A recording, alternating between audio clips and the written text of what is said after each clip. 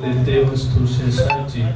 એટલે ખરેખર ગુરુ મહારાજે આપણને જેમ કે મધ્યમાં જે નામ બોલી દીધું એ ખરેખર અત્યારે આ મધ્યની અંદર જે એમ કે રામ નામ જે આપણને આપ્યું હોય એનું જ ખરેખર મંત્ર આપણે જપી અને એમ કે આપણું જીવન પસાર કરીએ એમ કે આપણને એમ કે સદગુરુ મહારાજે જે મોક્ષની પ્રાપ્તિ એમ કે આપણને અભય પિયાલો પાયો એમ કે ખરેખર આપણે ઘણીવાર એમ કે સાંભળતા હોઈએ કે મારા સદગુરુએ મને એમ કે અભય પિયાલો પાયો.